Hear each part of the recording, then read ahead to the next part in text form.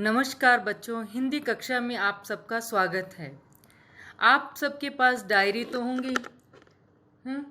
Diary, ये diary क्या चीज़ है? आज हम बच्चों आपको डायरी के बारे में बताएंगे। आप सभी को मालूम ही है कि स्कूल में हम डायरी का प्रयोग करते हैं। हर दिन होने वाली पढ़ाई, गृह कार्य डायरी में लिखा जाता है। इसके अलावा हमारे घरों में भी हिसाब किताब लिखने के लिए ऑफिस में भी डायरियों का प्रयोग किया जाता है। जब कोई व्यक्ति दिन भर की घटनाओं और अनुभव को क्रमबद्ध घटनाओं को एक के बाद दिन, समय, स्थान को ध्यान में रखकर लिखता है, उसे हम डायरी लेखन कहते हैं। तो डायरी में उन सभी घटनाओं की जानकारी रहती है जो व्यक्ति के मन पर प्रभाव डालती हैं। वो सभी जो दिन भर की घटनाएं रहती हैं उसे वो अपनी डायरी में लिख लेता है। तो आप में भी ऐसे कई विद्यार्थी होंगे जो रोज़ डायरी लिखते हैं। तो ऑफिस में भी कई तरह की डायरियां होती हैं। अब हम आज का हमारा जो पाठ है वो भी डायरी का एक पन्ना है जो सीताराम सेकसरिया द्वारा लिखा गया है। पाठ परिचय। सन 1892 में राजस्थान के नवलगढ़ में सीताराम सेकसरिया जी का जन्म हुआ था। उन्होंने हमें इस पाठ में बताया है कि जनता की भावनाएं जब उद्वेलित हो उठती है, उद्वेलित का मतलब जब अंदर से उनके अंदर जोश पैदा हो जाता है, तो उन्हें किसी प्रकार से भी रोका नहीं जा सकता है। इस पाठ में उनकी डायरी का एक पन्ना जो डेट क्या है 26 जनवरी 1931 का लेखा जोखा है। लेखा जोखा का मतलब क्या है? उसका विवरण है जो हमें आसपास हो रही घटनाओं के बारे में बताता है कि उस समय अंग्रेजी सरकार ने जनता पर किस किस प्रकार के जुल्म ढाए थे। ये पाठ उस आंखों देखी घटना का वर्णन है। इस पाठ को पढ़ने के बाद ऐसा लगता है कि जैसे वो सारी घटनाएं हमारे आंखों के सामने सजीव लगती हैं।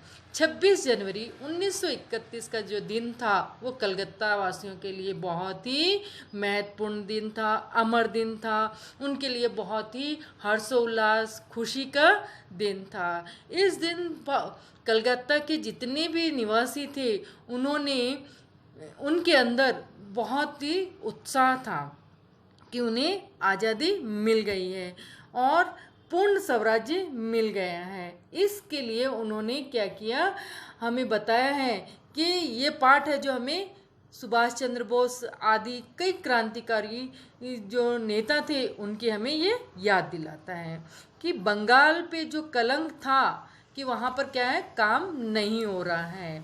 तो लेखक और सुभाष चंद्र बोस तथा और भी कलकत्ता वासी थे, उन्होंने क्या किया, अंग्रेजों का डटकर मुकाबला किया। उनके अत्याचार, उनके जुल्मों को उन्होंने बड़े ही अपूर्व जोश से सहन किया और उस स्वतंत्रता दिवस को मनाया। अब हमें ये पाठ क्या समझाता है कि यदि संगठित समाज हो जाए तो कोई भी ऐसा कार्य नहीं है कि वो ना कर सके। अर्थात दृढ़ संकल्प होकर यदि हम कार्य करें तो कोई भी काम ऐसा नहीं है जिसको हम नहीं कर सकते। अर्थात एकता में शक्ति है। समाज जब एकत्रित हो जाता है, एकजुट हो जाता है, तो वो क्या करता है, असंभव से भी असंभव कार्य को भी संभव बना देता है। एवरीथिंग इज पॉसिबल मीन्स हर काम संभव हो सकता है। अब लोग सोचने लग गए कि कलकत्ता में जो कलंक लगा हुआ था कि यहाँ पर किसी प्रकार का कार्य नहीं होता, वो भी अब कलंक धुल गया। अब कलकत्ता में सभी प्रकार के कार्य होने लग गए थे।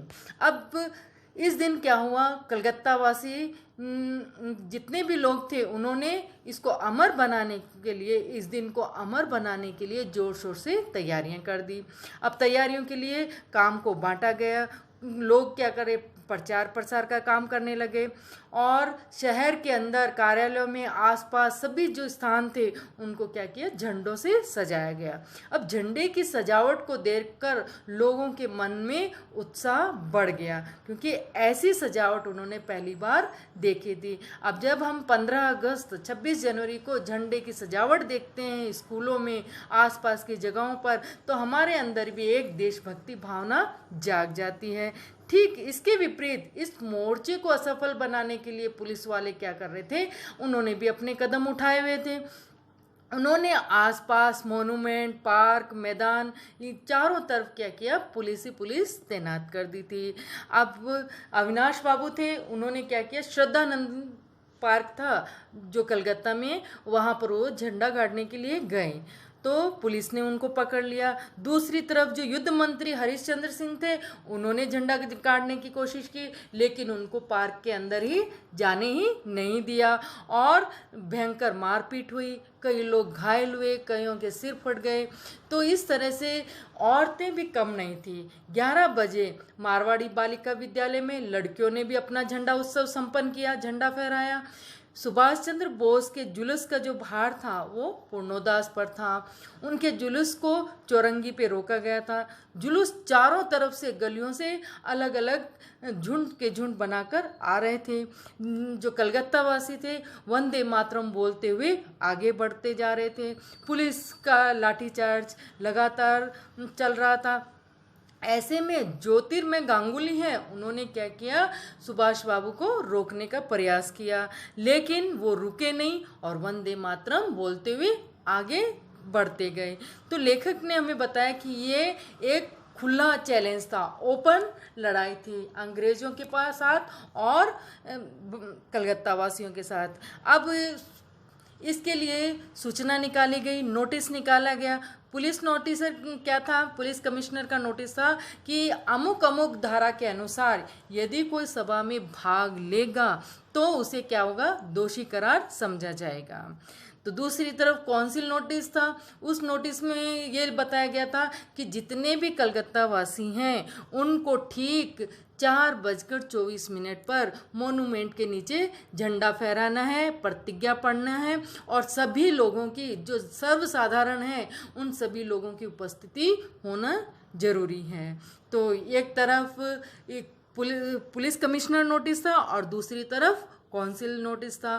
तो चारों तरफ इतनी भीड़ कलकत्ता में पहली बार देखी थी कि लोगों ने इस रैली में बढ़ चढ़कर भाग लिया था। ये बात कलकत्ता निवासियों के लिए निराली थी। अब चारों तरफ पुलिस गश्त लगा रही थी, गश्त का मतलब पहरा लगा रही थी। इसके लिए ट्रैफिक पुलिस वालों को भी काम में लगाया गया और घुड़सवार जो पुलिस थे उनको भी काम में लगाया था। घुड़सवार पर, घोड़े पर सवार होकर पुलिस चारों तरफ अपना काम कर रही थी।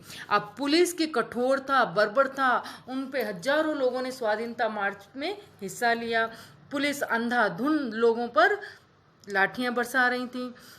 इस जुलूस में स्त्रियों ने भी बढ़ चढ़कर भाग लिया था। ये पहली बार था कलकत्ता में कि औरतों ने, स्त्रियों ने बढ़ चढ़कर भाग लिया था। इससे पहले स्त्रियां भाग नहीं लेती थी। हमारे इतिहास में बताया गया है कि स्त्रियां 4 दीवारी के भीतर रहती थी और इस तरह के कोई भी उत्साह और लड़ाइयाँ थी उनमें भाग नहीं लेती थी। लेकिन कलकत्ता में पहली बार 105 स्त्रियों को पकड़ा गया, उन्हें लॉकअप में डाला गया, लेकिन स्त्रियां घबराई नहीं, पीछे नहीं हटी। जिसमें मदालसा थी वो पकड़ी गई और सुभाष बाबू को भी पकड़ लिया गया, लाल बाजार के लॉकअप में भेज दिया।